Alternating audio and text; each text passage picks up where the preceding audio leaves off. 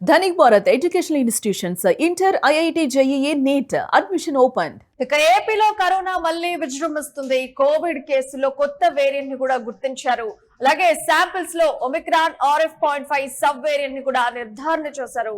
కడప జిల్లాకు చెందినటువంటి 4 corona samples లో RF.5 వేరియంట్ అని నిర్ధారించారు వైద్యులు. ఇక పూణేలోని NIV లో జీనోమ్ సీక్వెన్సింగ్ ద్వారా ఈ నిర్ధారణ చేశారు. RF.5 పై ఆందోళన అవసరం లేదని చెప్తున్నారు ఓవైపు డాక్టర్లు.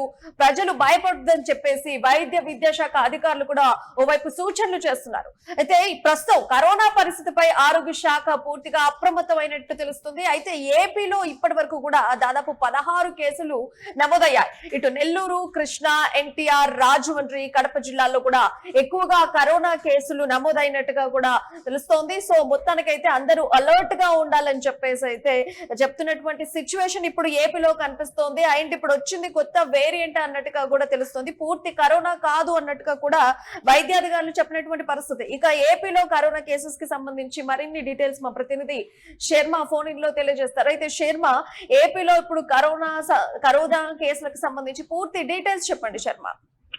ఏపీలో కరోనా వైరస్ ఏదైతే కొత్త సబ్ వేరియంట్ ఉందో కొంచెం కలకలం రేపుతుందని చెప్పాలి. వైద్య ఆరోగ్య శాఖ లెక్కల ప్రకారం రాష్ట్రంలో ఇప్పటి వరకు దాదాపు ఒక 16 నుంచి 19 వరకు కోవిడ్ కేసులు నమోదయ్యాయి. ఈ వేరియంట్ సంబంధించి ముఖ్యంగా కడప జిల్లా విషయానికి వస్తే మొత్తం 4 కరోనా నమూనాలను పూణేలోని నేషనల్ ఇన్స్టిట్యూట్ ఆఫ్ వైరాలజీకి పరీక్షల కోసం పంపారు. అక్కడ జీనోమ్ సీక్వెన్స్ లో ఒమిక్రాన్ RF.5 సబ్ వేరియంట్ గా ఉన్నట్టు కూడా గుర్తించారు. అయితే ముఖ్యంగా ఈ రాష్ట్రంలో నెల్లూరు కావచ్చు, కృష్ణా, NTR జిల్లా, అట్లాగే అంటే విజయవాడ, రాజమండ్రి, తర్వాత కడప జిల్లాలో ఎక్కువగా ఈ కేసులు నమోదైనట్టు కూడా మనకు అధికారిక లెక్కల ద్వారా తెలుస్తోంది.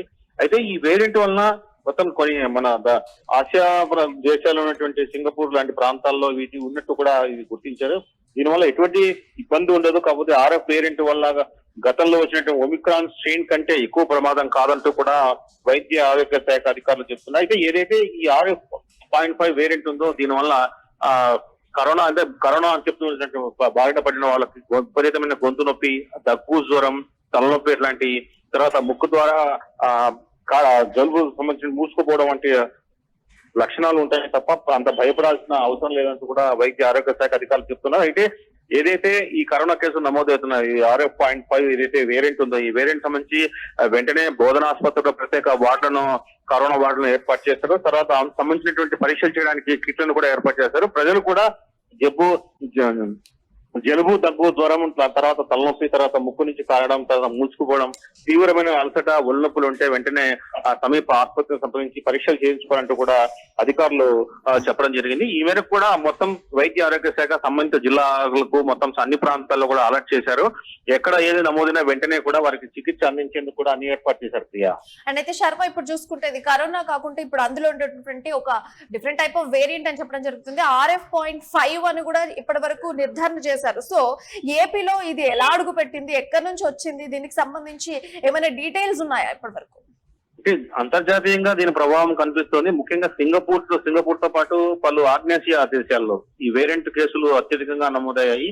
అయితే మన ప్రాంతానికి ఎట్లా వచ్చింది అనేది ఎక్కడ నిర్ధారణ కాలేదు. కానీ వాటి అక్కడ నమోదైన కేసులతో తర్వాత ప్రపంచ ఆరోగ్య సంస్థ ఇచ్చినటువంటి నివేదికల ఆధారంగా, తర్వాత రిపోర్ట్ల ఆధారంగా దీన్ని మనం పోల్చి చూస్తున్నారు. తర్వాత ఏదైతే పూణేలోని వైరాలజీ ల్యాబ్ లో కూడా ఇది సంబంధించిన నిర్ధారణ చేయడం జరిగింది.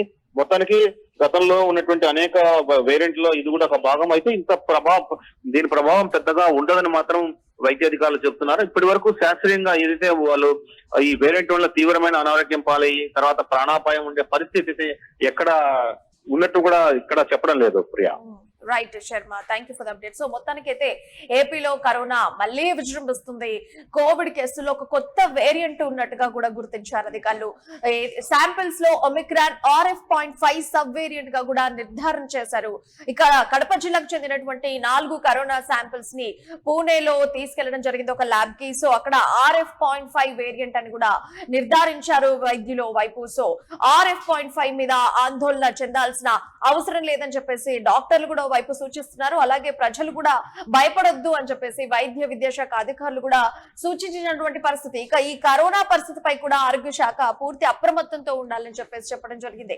ఇక ఏపీలో ఇప్పటి వరకు కనుక చూసుకుంటే 16 కేసులు అయితే నమోదయ్యాయి. ఎక్కువ శాతం నెల్లూరు, కృష్ణా, ఎన్టీఆర్, రాజమండ్రి, కడప జిల్లాల్లో కూడా ఎక్కువగా కరోనా కేసులు నమోదయ్యాయి. సో అయితే దీన్ని చూసుకుంటే దీని వల్ల ఎక్కువ ప్రాబ్లం లేదు, ఎక్కువగా ఎఫెక్ట్ అయ్యేటువంటి సిచ్యువేషన్ లేదు అని కూడా చెప్పడం జరిగింది.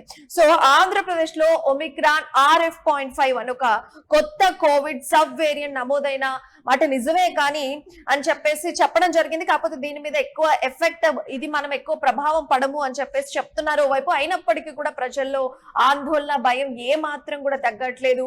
ఏదైనా కరోనా నుంచి వచ్చిందే కదా అన్నట్టుగా అక్కడ ప్రజలు ట్రీట్ చేసినటువంటి సిచ్యువేషన్.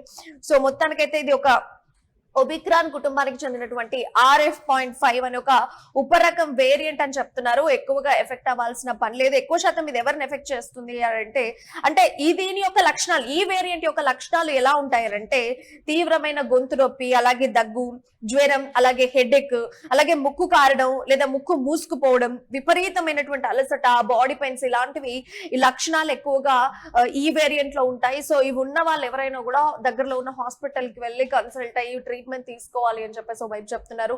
అండ్ వైపు వైద్య విద్యాశాఖ వీళ్ళందరూ కూడా వైద్య శాఖ కూడా మొత్తం కూడా అలర్ట్ అయిపోయింది. సో మొత్తానికి ఆర్టిఫిషియల్ టెస్ట్ చేయడానికి కిట్లు కూడా తెప్పిస్తున్నారు. కానీ ఒకటి మాట చెప్తుంది ఏంటి అని అంటే ఈ వేరియంట్ వల్ల ఎక్కువ ప్రమాదం అయితే లేదు, అంతగా భయపడాల్సిన పని లేదనైతే ఒక రకంగా చెప్తున్నటువంటి మాట అధికారులు గాని వైద్య బృందం గాని. బట్ ప్రజల్లో మాత్రం ఆ భయం ఏ మాత్రం తగ్గట్లేదు. ఎందుకంటే 2022 వరకు కూడా కరోనా చూసి వచ్చినటువంటి ప్రజలు కాబట్టి ఎంత వైద్యులు చెప్తున్నా, ఎంత అధికారులు చెప్తున్నా కూడా ఒక రకమైనటువంటి భయం, ఆందోళన వారిలో ఉంది. సో ఏదేమైనా కూడా కేర్ఫుల్ గా ఉండండి. ఎంత కేర్ఫుల్ గా ఉంటే అంత మంచిది.